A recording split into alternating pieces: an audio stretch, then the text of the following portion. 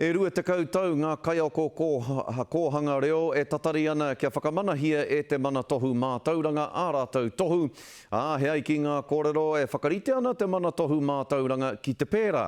Engari ko te wangawanga o etahi o ngā kaiako kōhanga reo e hari te mea mā te whakamana i te tohu ka aurite tā rātou utu ki te utu e haere ana ki ngā kaiako kōhungahunga auraki. Hei tā te rangahaua tā Roy Black kei te noho tahi te runanga kōhanga reo o te motu me te mana tohu mātauranga ki te ata wherawhera i tēnei take, i tēnei wānei. Kia tahuri ake tātou. E rua wā kāre mātau i utua mo tētahi rā, nā te kore pūtea.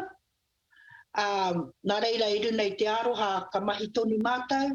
Kāre he mamai i tuātu i tēnei mō nā kaiako o te kōhana reo nui rawa te mahi i tinoa te utu. Engari tērā hoki te māramatana i nā e tata mai ana te whakamana o a rātou tohu. Tēnei wā mō nā kaiako e pupuri ana i te mātaurana mo te 5 tau. Ka tae rātou ki te hono ki te tau tuatoru. He ako i te wā mahi te hua o te tohu whakapakari. Engari ko Galen Collier tētahi o nā kaiwhiwhi tohu tuatahi tata ki te rua te kautau ki muri e nā nawe ana ka mahue mai ētahi o rātou. Kāre ki te au he māramatana mō mātau e pupuri ana te tohu nei mo e hia nei te roa e pāna te utu.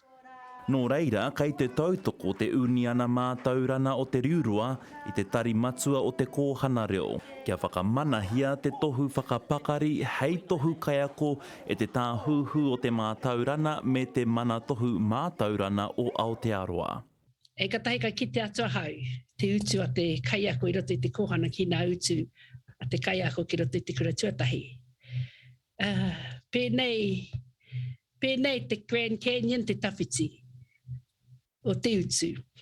Kei te wero hoki te mānai mātaurana o nā hinara a Erica Stanford me whai te kāwanatana he huarahi me nā ratona kia tika i te taumata ki tā te tāhuhu o te mātaurana e hiahia tiana mō nā kaiako hau. Ki te kore tātou e āta te tiro ki te taha ki te pūtea mui nei kaiako.